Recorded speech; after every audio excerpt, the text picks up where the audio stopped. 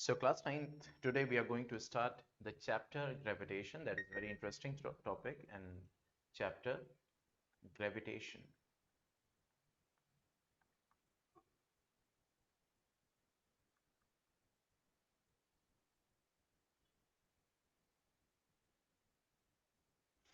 Okay, अब देखो इस चैप्टर पे बढ़ने से पहले हम थोड़ा सा अपनी प्रीवियस नॉलेज को कनेक्ट करेंगे। ठीक है, आपने पढ़ा था 8th क्लास में फोर्स के बारे में, और उसमें यह देखा था कि there are two types of forces. One is contact forces, and force and laws of motion हमने 9th में भी स्टडी किया, बट जो वो पर्टिकुलर टॉपिक था वो हमने 8th में स्टडी किया था, contact and non contact forces.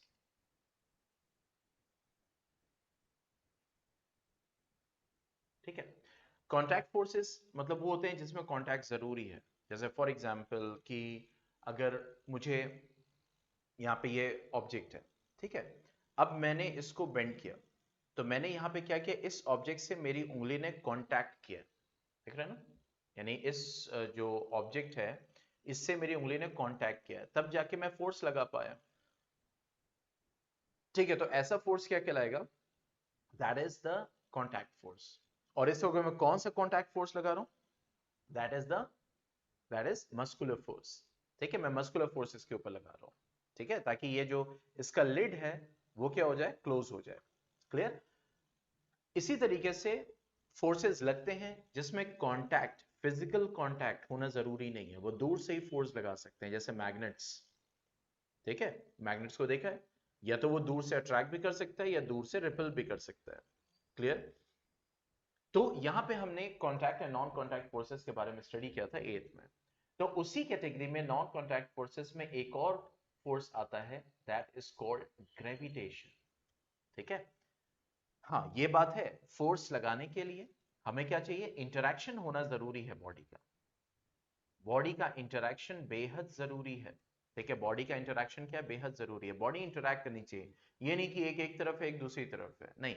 Magnet को फोर्स लगाने के लिए तो वो दूसरा मैग्नेट या फिर आयरन या उससे जैसा मटेरियल, ठीक है, वो उसके इंटरैक्शन में आना चाहिए, तभी वो उसके ऊपर फोर्स लगा पाएगा। तो फोर्स के लिए इंटरैक्शन जरूरी है। अब उस इंटरैक्शन में फिजिकल कांटेक्ट हो रहा है तो कांटेक्ट फोर्स हो गया, अगर फिजिकल कांटेक्ट नहीं हो रहा है तो नॉन कांटेक्ट फोर्स हो गया। तो आपका जो ग्रेविटेशन है वो भी एक तरह का नॉन कांटेक्ट फोर्स है, that is what the non contact force means. Gravitation को अगर हम डिफाइन करेंगे तो it is defined as the phenomenon,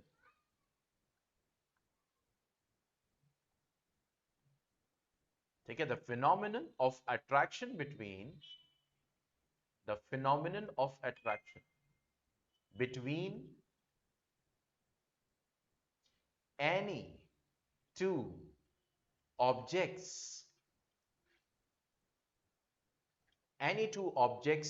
of the universe, या universe in the universe।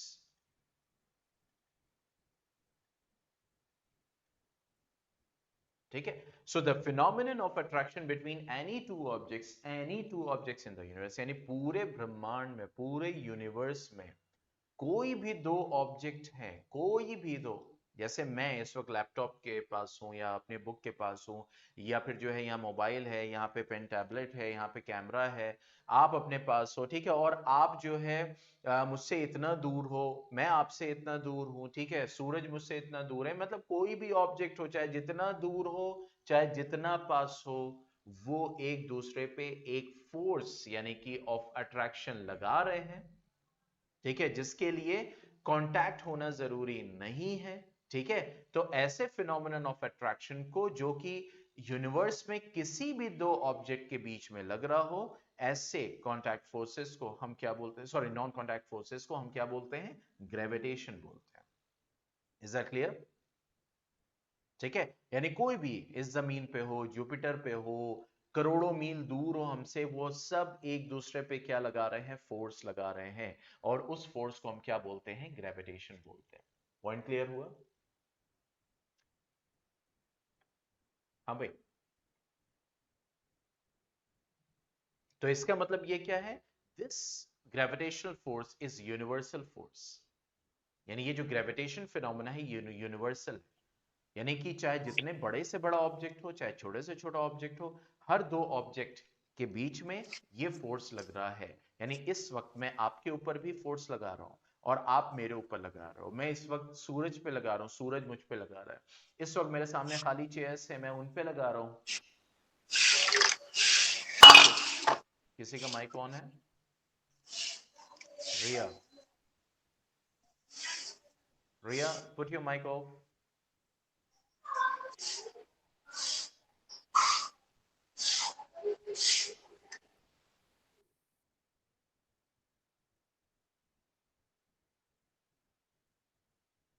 Okay, ठीक है। तो पूरी यूनिवर्स में कोई भी दो ऑब्जेक्ट है वो एक दूसरे पे फोर्स लगा रहे हैं। फोर्स की वैल्यू कम हो सकती है, ज्यादा हो सकती है, डिपेंड करेगा।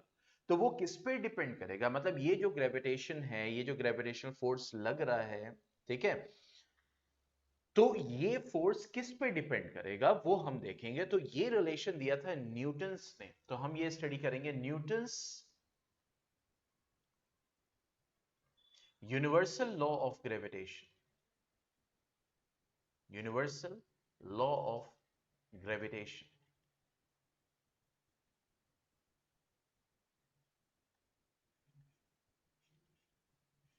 ठीक है, न्यूटन ने बताया था कि जो ग्रेविटेशन है या ये जो ग्रेविटेशनल फोर्स है, बेसिकली ग्रेविटेशन क्या है, इट्स अ फोर्स, ठीक है, जो कि, और कैसा अट्रैक्शन, कैसा नेचर इसका, अट्रैक्टिव नेचर है। मतलब कि जो ऑब्जेक्ट्स हैं वो एक दूसरे पे एक अट्रैक्टिव फोर्स लगा रहे हैं, उसको हम क्या बोल रहे हैं, ग्रेविटेशन बोल रहे हैं। तो न्यूटन ने इसको बताया था कि ये फोर्स किस पे डिपेंड करेगा, किन फैक्टर्स पे डिपेंड करेगा ये फोर्स, ठीक है। तो अगर हम बात करें कि ये किस पे डिपेंड करता है, तो we have to take two objects. मतलब अगर दो ऑब्जेक्ट है,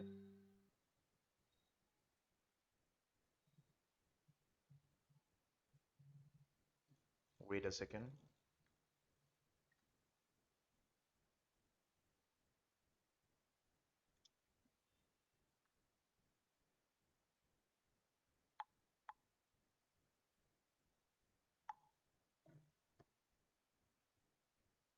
एक मिनट।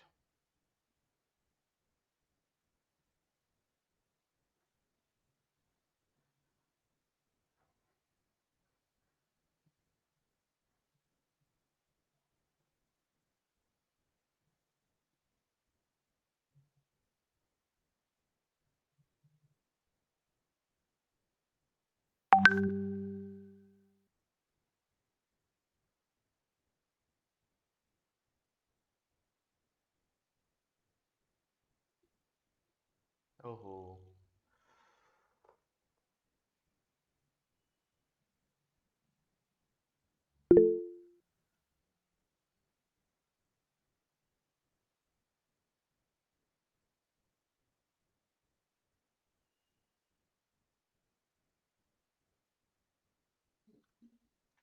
हाँ, उसका बेटा वही है, देखो अगर सिंपल वे में देखो तो अगर हम, क्योंकि हम जहां पे हैं वो क्या, एक सॉलिड सरफेस है ना। अगर वहां से वो सरफेस हटा दो, अभी यहाँ पे एक गड्ढा खोद दो अर्थ पे, बहुत लंबा 2 किलोमीटर का, तो आप उसके अंदर गिरोगे कि नहीं गिरोगे?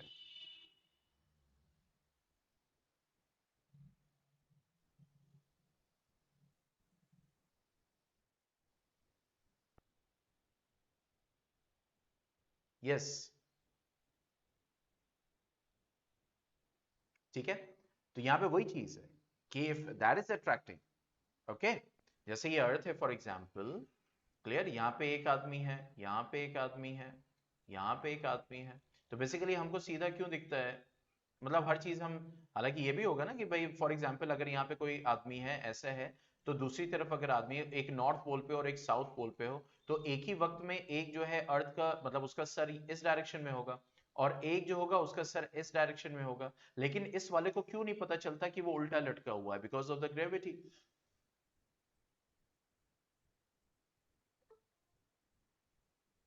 ठीक है, तो यहाँ पे वही चीज है कि यूनिवर्सल लॉ ऑफ ग्रेविटेशन, यानी जो ग्रेविटेशनल फोर्स लगता है, मतलब एक ये बॉडी है जिसको हम मान रहे हैं m1, इसका मास m1 है और इसका मास m2 है। ये बॉडी जो है, ये दोनों बॉडीज एक दूसरे पे ग्रेविटेशनल फोर्स लगाएंगे, लगा रहे हैं, ठीक है। ये वाली बॉडी इसके ऊपर अट्रैक्टिव फोर्स लगा रही है ग्रेविटेशन, और ये वाली बॉडी इसके ऊपर फोर्स लगा रही है ग्रेविटेशन, ठीक है।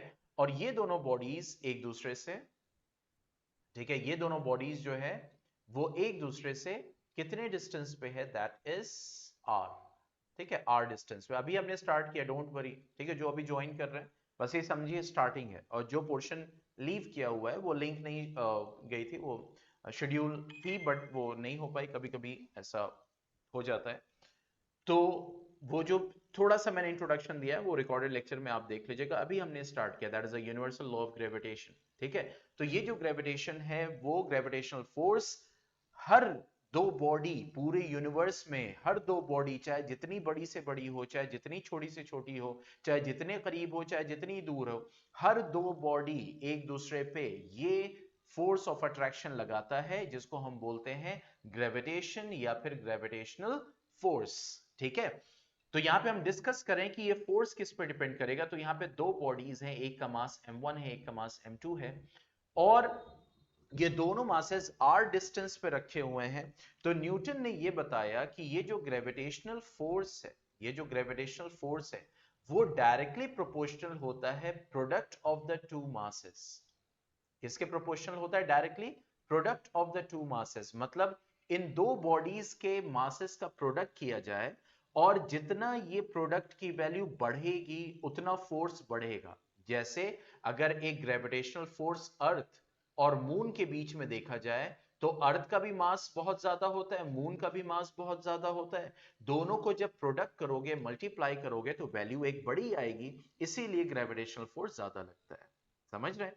इसीलिए अर्थ ने मून को बांधा हुआ है, ठीक है। अर्थ ने क्या किया हुआ है? मून को बांधा हुआ है, ठीक है। मून उसके चक्कर लगा रहा है, सन ने अर्थ को बांधा हुआ है, अर्थ सन के चक्कर लगा रहा है, पहली चीज। दूसरी चीज, तो product of the masses of two objects। अब जैसे मिसाल के तौर पर आप कहोगे सर हम या आपने कहा दो ऑब्जेक्ट, तो मेरे सामने लैपटॉप है या मेरे सामने मोबाइल है, हम फोर्स लगा रहे हैं तो पता क्यों नहीं चल रहा? तो जैसा हमने कहा कि वो किस पे डिपेंड करेगा, पहला डायरेक्टली प्रोपोर्शनल मासेस। जैसे एक पेन रखा हुआ है, ठीक है, और एक पेपर रखा हुआ है या बुक रखी हुई है, तो इनके मासेस को कंपेयर प्रोडक्ट करोगे तो जाहिर सी बात है वैल्यू बहुत कम आएगी, ठीक है। मतलब इनके कंपैरिजन में बहुत कम आएगी ना अर्थ और मून के। यस और नो?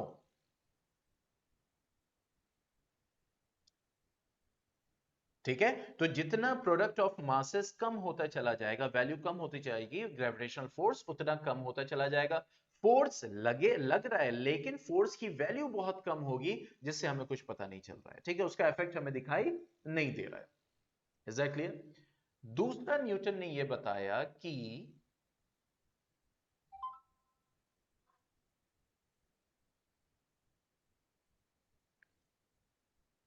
ठीक है, दूसरा न्यूटन ने यह बताया कि ये जो ग्रेविटेशनल फोर्स होता है वो सिर्फ प्रोडक्ट ऑफ मासेस पे नहीं डिपेंड करता है, वो जो डिस्टेंस है उनकी, जो डिस्टेंस है उनकी, उसके स्क्वायर के इनवर्सली प्रोपोर्शनल भी होता है। मतलब कि जितना ये दोनों मासेस, दोनों बॉडीज करीब होंगी, फोर्स की वैल्यू बढ़ जाएगी, इनवर्सली प्रोपोर्शनल, ठीक है।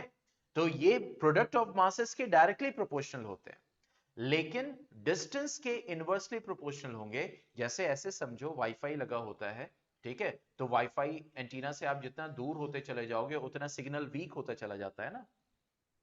यानी जितना डिस्टेंस बढ़ेगा, यहां पे आपका मोबाइल है, ये टॉवर है या वाईफाई राउटर है, ये मोबाइल है आपका, तो जितना आप दूर होते चले जाओगे उतना वीक सिग्नल होता जाएगा, और जितना करीब होते जाओगे उतना स्ट्रांग होता जाएगा। वही चीज है कि जितना दूर बॉडीज होंगी उतनी फोर्स की वैल्यू कम हो जाएगी, ठीक है, और जितना करीब होगा वो फोर्स की वैल्यू बढ़ती चली जाएगी। तो यहां पे यही है कि ये इनवर्सली प्रोपोर्शनल होता है, इनवर्सली प्रोपोर्शनल होता है, inversely proportional to the square of the distance between the two objects,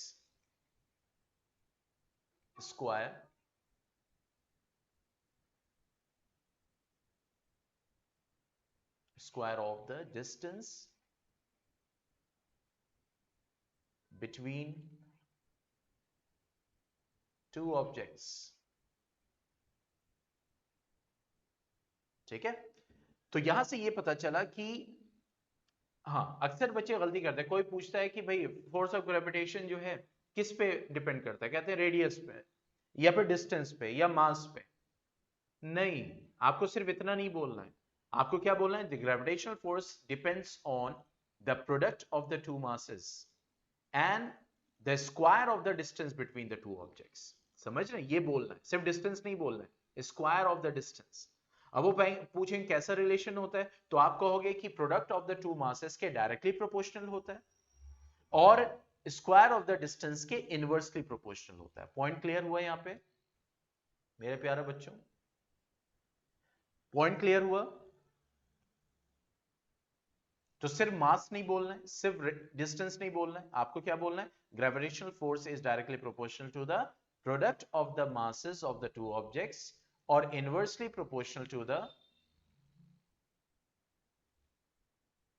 ठीक है, inversely proportional to the square of the distance between the two. तो अगर हम इन दोनों को कंबाइन करें, पहले वाले को और दूसरे वाले को कंबाइन करें, तो इसका मतलब क्या हो गया, इसका मतलब ये हो गया force is proportional to m1 m2 by r square. लेकिन हमें एक फॉर्मूला चाहिए, मतलब ये हम अब क्या निकाल रहे हैं, यानी कि जो ग्रेविटेशनल फोर्स है that is being represented by, ठीक है, मैं यहां पे लिख दे रहा हूं, फोर्स का मतलब क्या हो गया, एफ का मतलब क्या हो गया, ग्रेविटेशनल फोर्स। ठीक है, m1 क्या है, that is a mass of one object,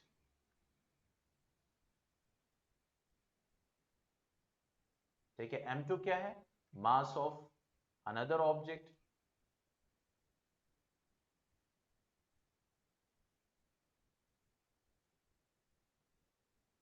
okay, और इसके बाद r क्या है, that is the distance between the two objects, between the two objects.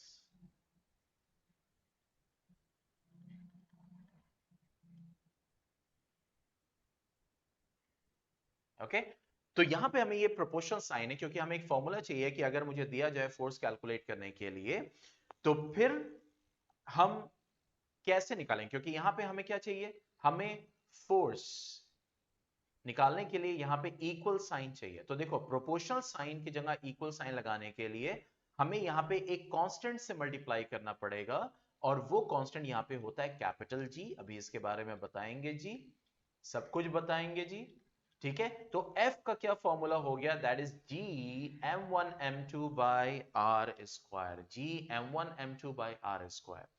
तो इसका मतलब यहां पे ये G क्या है, G कहलाता है यूनिवर्सल ग्रेविटेशनल कॉन्सेप्ट, यानी पूरे ब्रह्मांड में, पूरे यूनिवर्स में इसकी वैल्यू यही रहेगी जो मैं अभी यहां पे लिखने वाला हूं। तो G क्या है, यूनिवर्सल ग्रेविटेशनल कांस्टेंट, और जाहिर सी बात है ग्रेविटेशनल फोर्स है तो इसके एसआई यूनिट वही होगी, न्यूटन। फोर्स की एसआई यूनिट न्यूटन ही होती है।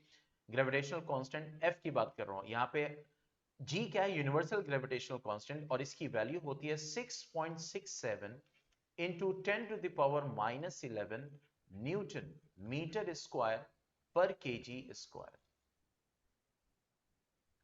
ठीक है, न्यूटन मीटर स्क्वायर पर केजी स्क्वायर। ये कैपिटल जी ही लिखा जाएगा, स्मॉल जी आप नहीं लिख सकते, कैपिटल जी ही लिखा जाएगा। और इस capital G universal gravitational constant की वैल्यू क्या होती है, that is 6.67 into 10 to the power minus 11 newton metre square पर केजी स्क्वायर। और इसको जो साइंटिस्ट था जिसने ये वैल्यू कैलकुलेट की थी experimentally, he was Henry Cavendish, Henry Cavendish. ठीक है, तो यहां से हमें यह पता चलता है कि जो यूनिवर्स यानी ग्रेविटेशनल फोर्स है वो यूनिवर्सल फोर्स है। ठीक है, ग्रेविटेशनल फोर्स क्या है, that is the universal force. इसीलिए इस न्यूटन्स लॉ ऑफ ग्रेविटेशन को हम कहते हैं यूनिवर्सल लॉ ऑफ ग्रेविटेशन। मतलब ये जो हमने अभी स्टडी किया, ये यूनिवर्सल जो न्यूटन्स लॉ ऑफ ग्रेविटेशन है, देखो, अगर न्यूटन्स लॉ ऑफ ग्रेविटेशन आपसे पूछा जाए तो आप ये लिखोगे, the Newton's law of gravitation says that the gravitational force is directly proportional to the product of the two masses of the objects and inversely proportional to the square of the distance between the two objects. ये जो आप statement लिखोगे ये universal law of gravitation है, Newton's law of gravitation है। फिर वो कहेगा उसका फॉर्मूला क्या होगा, तो फॉर्मूला ये होगा, ठीक है।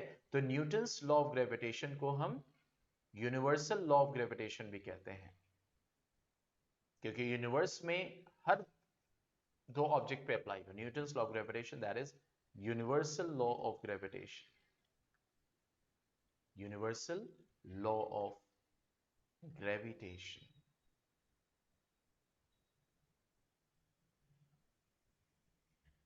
ठीक है, और जी क्या है, this is universal gravitational constant.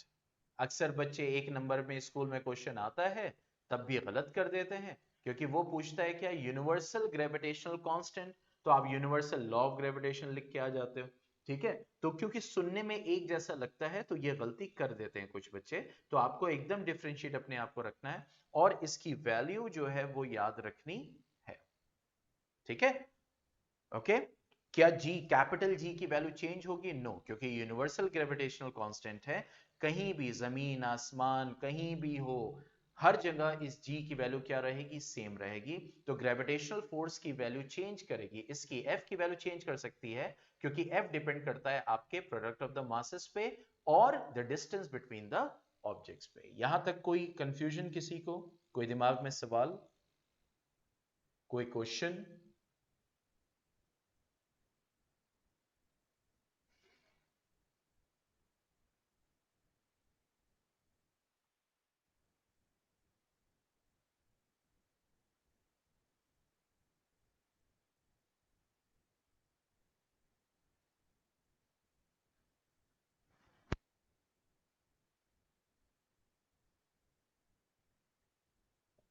हाँ भाई, एवरीवन, तो फिर आगे बढ़ते हैं।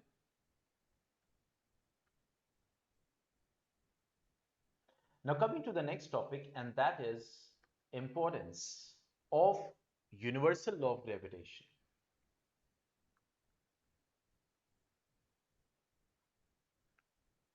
Importance of universal law of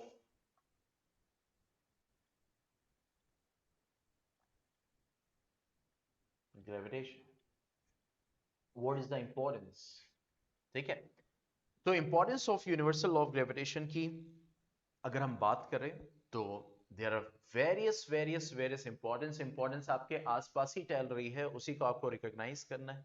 ठीक है, क्योंकि इसी जो है ग्रेविटेशन की वजह से, इसी ग्रेविटेशनल फोर्स की वजह से जो अर्थ है उसके ऊपर जो हम ये टिके हुए हैं, ठीक है, ये सारा जो ऑब्जेक्ट है, कुर्सी, पहाड़, मेज, ठीक है, कंप्यूटर, लैपटॉप, बिल्डिंग्स, ये सब जो अर्थ के ऊपर रुकी हुई हैं just because of the gravitational force. Means all the objects, ये जो नदी है, समंदर है, पानी एंड ऑल एवरीथिंग, वो सब का सब क्यों? क्योंकि आप अर्थ को अगर देखो तो फिर पानी, भाई ऐसे तो वही अभी मैंने बनाया था कि भाई पानी यहां भी जैसे है, ठीक है, हो सकता है यहां भी हो।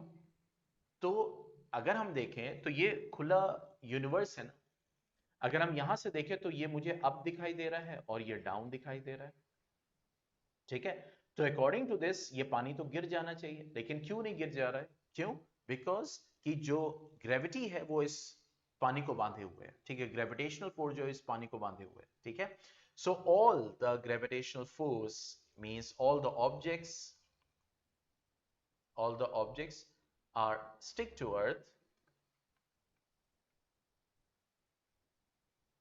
बिकॉज ऑफ हम जो यहाँ पे चल पा रहे हैं, रह पा रहे हैं, रुक पा रहे हैं, वो भी इसी की वजह से। ठीक है, because of gravitational force, because of gravitational force.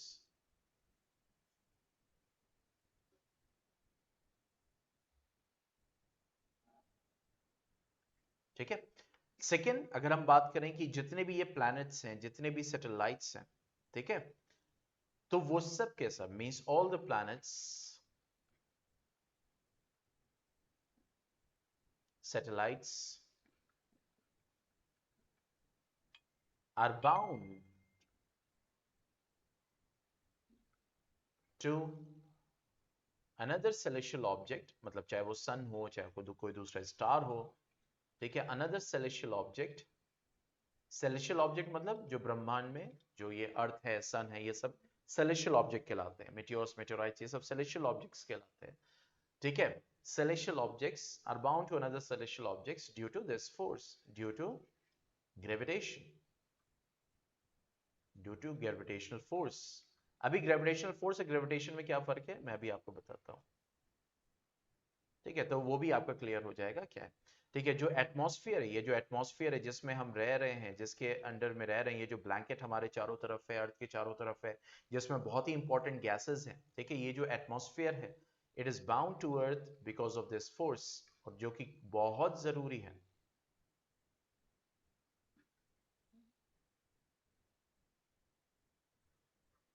Due to this force,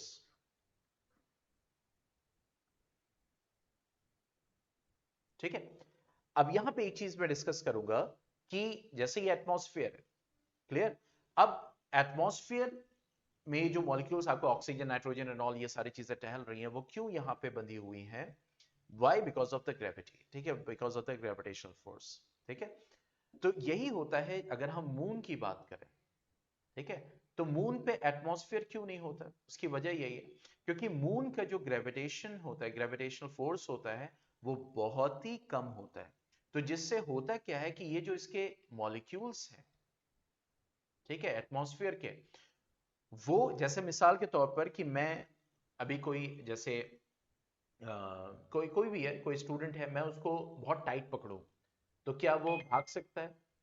अगर मैं बहुत ज्यादा टाइट पकड़ूं उसको, क्या वो भाग सकता है?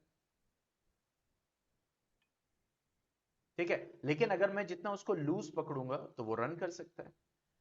तो यहां पे वही चीज होती है कि ये जो मून है, इसका जो ग्रेविटेशनल फोर्स होता है वो बहुत ही कम होता है।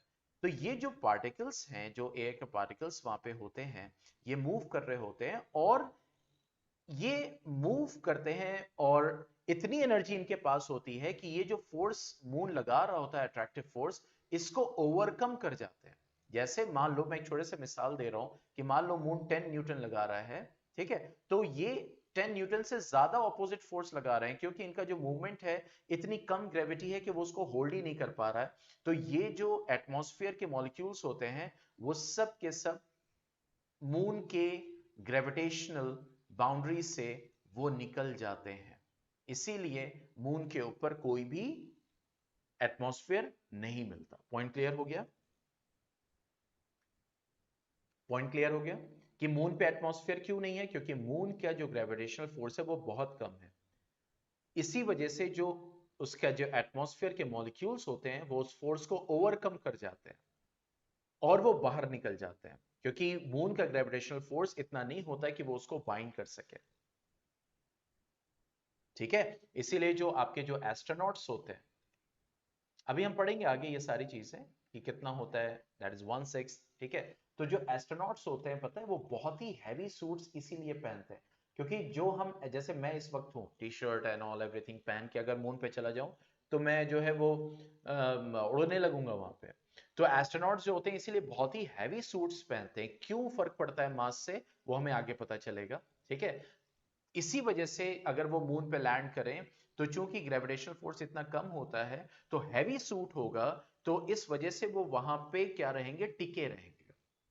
पॉइंट समझ में आ रहा? क्योंकि एटमॉस्फेयर के जो मॉलिक्यूल्स हैं वो बहुत ही हल्के होते हैं, तो उनको एक स्पीड होती है, तो वो बाउंड्री से निकल जाते हैं, ग्रेविटेशनल बाउंड्री की, ठीक है। लेकिन हैवी सूट्स इसीलिए एस्ट्रोनॉट्स को पहना जाता है, मतलब आप यकीन नहीं करोगे, 600 800 किलो का सूट होता है। लेकिन जब वो मून पे पहुंचते हैं या फिर स्पेस में रहते हैं, तो उनको वो एहसास नहीं होता, क्योंकि वहां पे स्पेस में तो एकदम ग्रेविटेशन जो है बहुत ही कम होता है, बहुत ही ना के बराबर लगता है, ठीक है। तो इस वजह से उनको वो एहसास नहीं होता। लेकिन जब वो अर्थ पे आते हैं तो उनको वो एहसास होता है, क्योंकि अर्थ पे ग्रेविटेशनल फोर्स कंपैरेटिवली बहुत हाई होता है। तो इस वजह से वो जो सूट का भार है वो उनको एहसास होता है। पॉइंट समझ में आया? वो हम आगे डिस्कस करेंगे कि कैसे मास पे फर्क पड़ रहा है, व्हाट इज द रिलेशन। और आप जानते भी हो कि फोर्स का जो रिलेशन है ग्रेविटेशनल फोर्स का, वो मास पे होता ही है, ठीक है। तो यहां पे वही चीज है कि एटमॉस्फेयर जो रुका हुआ है वो किसकी वजह से रुका हुआ, because of the that is the gravitational force. Is that clear? तो ये कुछ हमने इंपॉर्टेंस डिस्कस किया। अब सेलेस्टियल ऑब्जेक्ट में वही आ गया। अब आप चाहो तो इस पॉइंट को एलाबोरेट करके लिख सकते हो। मून जो रिवॉल्व कर रहा है अर्थ के वो ग्रेविटेशनल फोर्स की वजह से। फिर नेक्स्ट पॉइंट लिखो, अर्थ जो सन के अराउंड रिवॉल्व कर रहा है ग्रेविटेशनल फोर्स की वजह से। समझ रहे इस चीज को? तो यहाँ पे वही चीज है, आप इन पॉइंट्स को और एलाबोरेट कर सकते हो। मैंने इन्हीं पॉइंट्स को एक में कंबाइन कर दिया। ठीक है, कोई दिक्कत?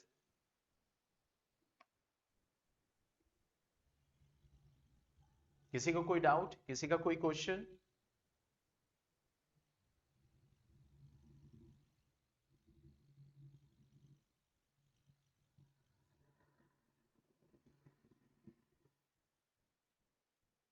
Yes, obviously.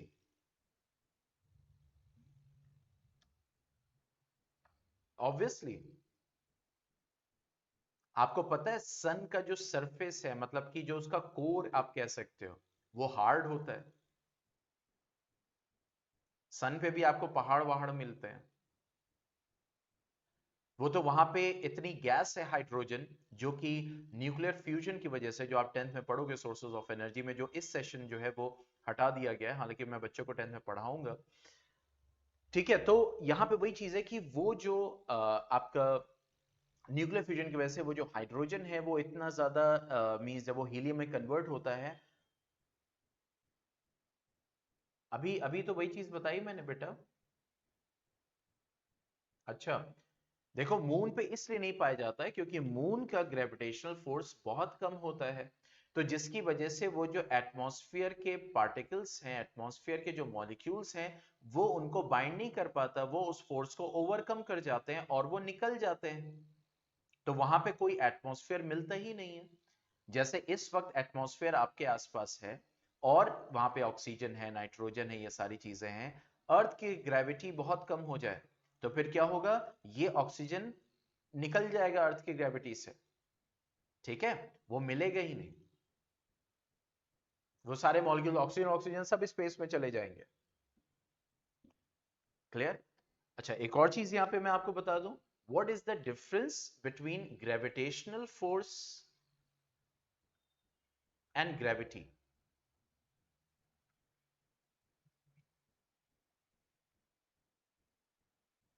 ठीक है, तो बेसिकली कोई डिफरेंस नहीं है दोनों। ग्रेविटेशनल फोर्स और ग्रेविटी में कोई फर्क नहीं है। ग्रेविटेशनल फोर्स वो फोर्स है जो कोई भी दो ऑब्जेक्ट यूनिवर्स में लगा रहे हो उसको ग्रेविटेशनल फोर्स बोलेंगे। यानी एनी टू ऑब्जेक्ट, कोई भी दो ऑब्जेक्ट, जैसे मैं कहूं मैं और लैपटॉप इस वक्त ग्रेविटेशनल फोर्स एक दूसरे पे लगा रहे हैं। मैं और मेरी बॉटल, वाटर बॉटल जो है वो ग्रेविटेशनल फोर्स जो है वो एक दूसरे पे लगा रहे हैं इस वक्त। ये मेरी पेन, टैबलेट की पेन जो है वो एक दूसरे पे ग्रेविटेशनल फोर्स लगा रहे हैं। पॉइंट को समझना। लेकिन जब उन्हीं दो ऑब्जेक्ट में एक ऑब्जेक्ट अर्थ हो, यानी जब आप अर्थ के रेस्पेक्ट में बोलते हो, तो वो जो ग्रेविटेशनल फोर्स है उसी को आप ग्रेविटी बोलते हो। पॉइंट समझ में आ गया?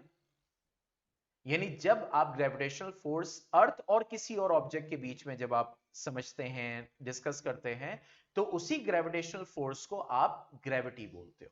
जिससे हमें पता चल जाता है कि यहां पे दो ऑब्जेक्ट में से एक ऑब्जेक्ट अर्थ है। पॉइंट समझ में आ गया? तो बेसिकली कोई फर्क नहीं है, बस टर्म का फर्क है।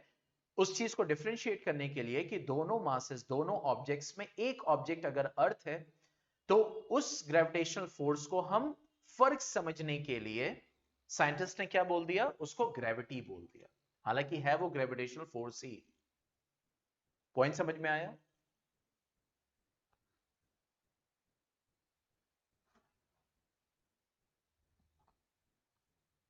ठीक है, तो ग्रेविटी भी ग्रेविटेशनल फोर्स है, दोनों ग्रेविटेशनल फोर्स है, बस टर्म का फर्क है। That's it. अब बढ़ते हैं आगे। ठीक है, एक क्वेश्चन दिमाग में आता है कि ये अर्थ है,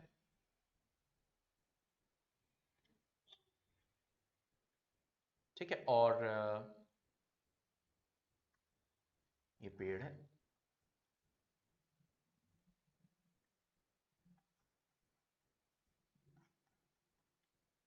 ठीक है, और यहां पेड़ पे एक एप्पल लगा हुआ है, this is Apple.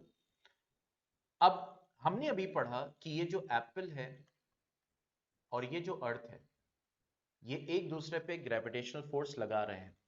Point clear हुआ? लगा रहे हैं ना? ये जो एप्पल है ये ट्री भी लगा रहा है, ठीक है, ट्री एप्पल पे लगा रहा है, एप्पल ट्री पे लगा रहा है, एप्पल अर्थ पे लगा रहा है, अर्थ एप्पल पे लगा रहा है, ठीक है। अब बाय चांस ये एप्पल पकता है और ये गिरता है, it falls down, it falls down, ठीक है। तो अकॉर्डिंग टू न्यूटन्स लॉ, हमने ये पढ़ा था न्यूटन्स लॉ में कि every action has equal and opposite reaction. Newton's law of motion में जो हमने थर्ड लॉ पढ़ा था, थर्ड लॉ, उसमें यही पढ़ा था, जब एक ऑब्जेक्ट दूसरे ऑब्जेक्ट पे फोर्स लगाता है तो दूसरा ऑब्जेक्ट भी पहले ऑब्जेक्ट पे फोर्स लगाता है और उतने ही मैग्नीट्यूड का लगाता है। जैसे मैं इस वक्त हिट करूं बॉल से, तो बॉल जो दीवार पे फोर्स लगाएगी, मान लीजिए 10 न्यूटन का, तो वो जो दीवार है वो भी बॉल पे 10 न्यूटन का फोर्स लगाती है, इसीलिए बॉल जो है बाउंस बैक करती है, वापस आती है। तो यहां पे वही चीज कही जा रही है कि अब ये एप्पल है और ये अर्थ, ये दोनों एक दूसरे पे फोर्स लगा रहे हैं। तो अगर ये एप्पल गिर रहा है नीचे, एप्पल नीचे गिर रहा है और एप्पल अर्थ पे फोर्स लगा रहा है, ठीक है, तो अर्थ भी एप्पल पे फोर्स लगा रहा है। तो ये एप्पल जो नीचे गिर रहा है, तो अर्थ क्यों नहीं एप्पल की तरफ आती हुई दिखाई दे रही है? क्योंकि अगर एप्पल नीचे गिर रहा है, फोर्स लगा रहा है, अट्रैक्ट कर रहा है, तो अर्थ एप्पल की तरफ अट्रैक्ट होनी चाहिए ना, उसकी तरफ मूव करनी चाहिए ना, according to the law and according to the universal law of gravitation. होना चाहिए कि नहीं होना चाहिए?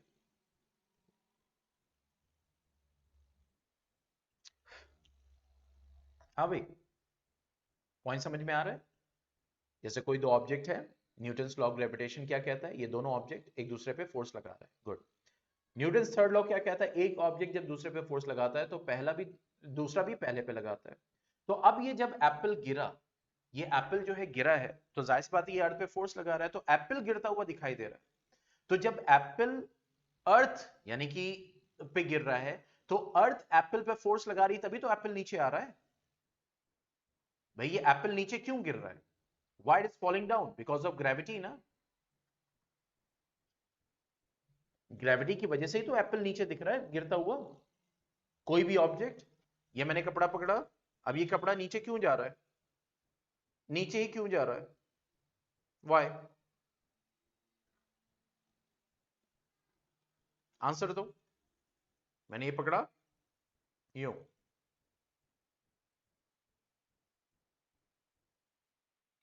नहीं यहां पे देखिए मास, वो उस पॉइंट पे अभी नहीं आएंगे। देखो यहां पे क्या कह रहे हैं, ये कपड़ा क्यों नीचे गिर रहा है, ये कपड़ा क्यों नीचे गिरा? ठीक है, कपड़ा इसलिए गिरा बिकॉज ऑफ ग्रेविटी। तो जब अर्थ एप्पल पे फोर्स लगा रही है, तो ये एप्पल भी अर्थ पे फोर्स लगाएगा कि नहीं, according to the third law? ये लॉ फेल कर जाएगा, यस और नो? भाई अर्थ एप्पल पे फोर्स लगा रही है ना, तभी तो एप्पल नीचे गिरा। तो एप्पल भी अर्थ पे फोर्स लगाएगी, तो एप्पल नीचे गिरता हुआ दिखाई दे रहा, अर्थ क्यों नहीं एप्पल की तरफ जाती हुई दिखाई दे रही? तो उसका रीजन है, उसका आंसर है इस फॉर्मूले में जो हमने पढ़ा था। देखो अब कोई भी ऑब्जेक्ट है, ये हम आगे पढ़ेंगे कि जब ऑब्वियसली यहां पे जब एप्पल गिरेगा तो उसको कोई ना कोई एक्सेलरेशन होगा, क्योंकि एक्सेलरेशन क्या होता है, v minus u by t, acceleration produce होगा। तो अगर हम देखें एक्सेलरेशन को, तो that is f by m. यहां से क्या पता चला कि acceleration is inversely proportional to mass. Acceleration is inversely proportional to mass, मतलब जितना ऑब्जेक्ट का मास कम होगा उतना एक्सेलरेशन ज्यादा प्रोड्यूस होगा, और जितना मास ज्यादा होगा उतना एक्सेलरेशन कम प्रोड्यूस होगा। तो अगर हम बात करें तो mass of earth is very very very very much larger then mass of Apple, ठीक है। तो मास ऑफ एप्पल कम है, इसी वजह से उसमें एक्सेलरेशन ज्यादा प्रोड्यूस होता है और हमें वो नीचे गिरता हुआ दिखाई देता है, ठीक है, लेकिन मास ऑफ अर्थ ज्यादा है, एक्सेलरेशन ना के बराबर होता है, तो इसका मतलब क्या हो गया, एक्सेलरेशन प्रोड्यूस होता है लेकिन वो बहुत ही लेस होता है। तो बेसिकली अर्थ एप्पल पे फोर्स लगा रहा है, एप्पल भी अर्थ पे फोर्स लगा रही है, लेकिन एप्पल जाता हुआ क्यों दिखाई दे रहा है, क्योंकि इसमें एक्सेलरेशन ज्यादा होगा, क्योंकि according to the formula and relation acceleration is inversely proportional to mass. तो अर्थ भी एप्पल की तरफ मतलब अट्रैक्ट होगी, जाएगी, लेकिन वो ना के बराबर, क्योंकि मास इतना ज्यादा है अर्थ का कि एक्सेलरेशन जो प्रोड्यूस होता है वो ना के बराबर प्रोड्यूस होता है। पॉइंट समझ में आया? तो इस वजह से कोई भी चीज आपको अर्थ की तरफ दिखाई देती है जाती हुई, ठीक है। अब यही हो, बहुत ध्यान से समझना, ये अर्थ है, ये अर्थ है, ठीक है, और ये मून है। क्लियर? अर्थ मून पे फोर्स लगा रहा है और मून अर्थ पे ग्रेविटेशनल फोर्स लगा रहा है, बहुत ध्यान से समझना। इन दोनों के बीच में एक डिस्टेंस है। क्लियर? किसी तरीके से आपके पास पावर आ जाए, शक्ति आ जाए, और आप क्या करो, इस अर्थ, यानी ये जो अर्थ है, एक मिनट,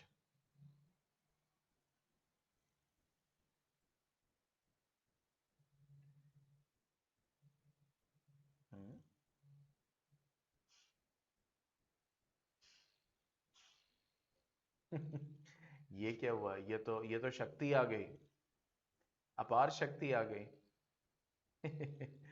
ये समझ में नहीं आया, ये हुआ क्या। अच्छा, इसको इससे सेलेक्ट किया जाए,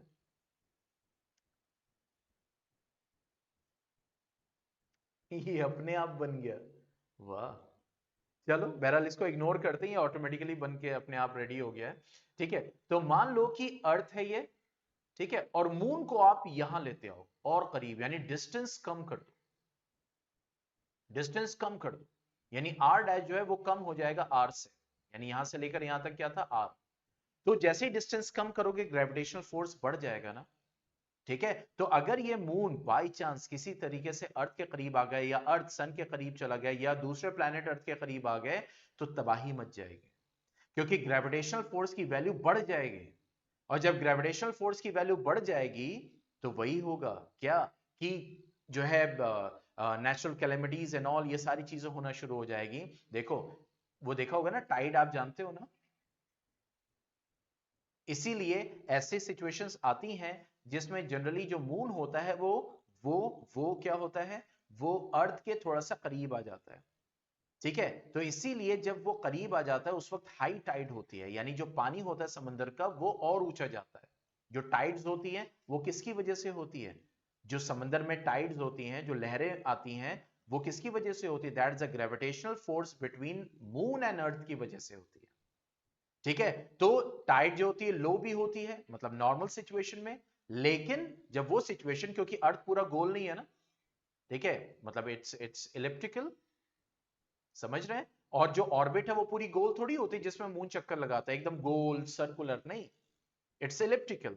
तो वहां पे जहां पे मून थोड़ा सा करीब आ जाता है अर्थ के, तो तब क्या होता है, there is a high tide. समझ रहे क्यों, क्योंकि ग्रेविटेशनल फोर्स बढ़ा, तो ये जो लहरें होती हैं वो और ऊंची हो जाती है। पॉइंट समझ में आ रहा है? ठीक है। तो इसका मतलब ये जो आपका मून है, अर्थ है, सन है, इसमें जरा सा भी पोजीशन का फर्क पड़ेगा, जो नॉर्मल सिचुएशन के अलावा इस वक्त बैलेंस्ड है। अगर फर्क होगा, अर्थ करीब चला जाता है, जुपिटर अर्थ के करीब आ जाता है, तो क्या होगा, there will be imbalance in the total solar system, and there will be destruction, destruction हो जाएगा, क्योंकि फोर्स की वैल्यू क्या होगी, ग्रेविटेशनल फोर्स की वैल्यू क्या होगी, वो बढ़ जाएगी, क्योंकि ग्रेविटेशनल फोर्स की वैल्यू डिपेंड करती है डिस्टेंस पे भी, और स्क्वायर ऑफ द डिस्टेंस पे भी, between the two objects and product of the masses. Is that clear? तो यहां पे हमने ये स्टडी किया कि जो एक्सेलरेशन प्रोड्यूस होता है वो मास के इनवर्सली प्रोपोर्शनल होता है। तो अगर जितना ज्यादा ऑब्जेक्ट का मास होगा उतना ज्यादा उसमें उतना कम एक्सेलरेशन दिखाई देगा। इसी वजह से जब पेन गिरती है या कोई ऑब्जेक्ट गिरता है अर्थ पे, तो वो अर्थ की तरफ मूव करता हुआ दिखाई देता है, अर्थ उसकी तरफ मूव करती हुई एहसास नहीं होता, क्योंकि एक्सेलरेशन की वैल्यू ना के बराबर होती है, क्योंकि अर्थ का मास बहुत बहुत बहुत बहुत ज्यादा होता है उस ऑब्जेक्ट के मुकाबले। लेकिन वही है, एक अर्थ है और मून है, तो इसका भी मास है, इसका भी एक मास है। ठीक है, तो यहां पे क्या होगा, फर्क पड़ेगा, यहां पे फर्क पड़ेगा। यानी बाय चांस किसी तरीके से मून गिरने लगे अर्थ की तरफ, समझ रहे हो, तो अर्थ भी मूव कर जाएगा मून की तरफ। पॉइंट समझ में आ रहा है? वो कितना तेज मूव करेगा, कितना धीमा मूव करेगा, वो कैलकुलेशन के ऊपर है, लेकिन वो मूव करेगा, फिर फर्क होगा, अर्थ हिलेगी। Is that clear? समझ में आया?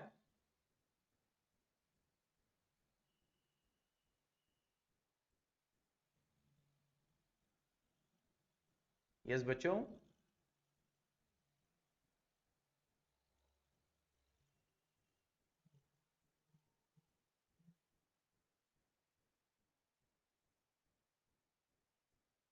अर्थक्वेक के तो बेटा डिफरेंट डिफरेंट रीजंस है ना।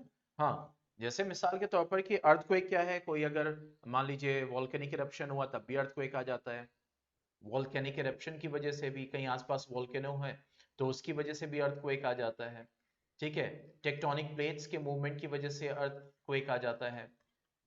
ह्यूमन एक्टिविटी है जैसे बॉम्ब एंड ऑल एवरीथिंग, उसकी वजह से जो है अर्थक्वेक आ जाता है। Means there are different different various, क्योंकि अर्थक्वेक्स की अगर हम बात करें तो वो एक नेचुरल, क्योंकि अभी अर्थ और मून ये सारे जितने सेलेस्टियल ऑब्जेक्ट्स हैं सब अपनी नॉर्मल नॉर्मल पोजीशन पे हैं। हाँ, अगर एबनॉर्मल पोजीशन होती है बाय चांस कभी भी, वेन एवर, ठीक है, आई डोंट नो कब, लेकिन अगर होगा तो जाहिर सी बात है वो फर्क डालेगा।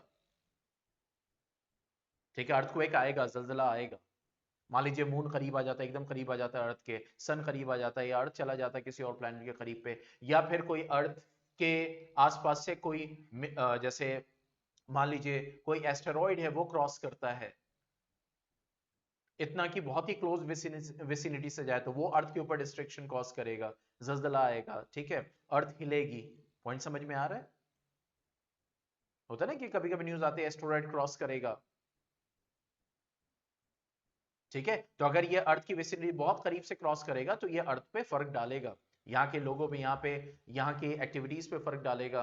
ठीक है, यहाँ पे डिस्ट्रक्शन कॉज करेगा, क्योंकि जितना ही एस्ट्रॉइड करीब आ जाएगा, एक तो मूव भी कर रहा है, इसके पास मोमेंटम भी होगा, फोर्स भी होगा, और उसके बाद जो है वो करीब आएगा तो इसके पास भी मास होगा बहुत ज्यादा, अर्थ के पास भी मास होगा, तो ग्रेविटेशनल फोर्स लगेगा, जिससे जब वो फर्क पड़ेगा, अल्लाह ना करे कभी ऐसा हो। ठीक है, इज दैट क्लियर?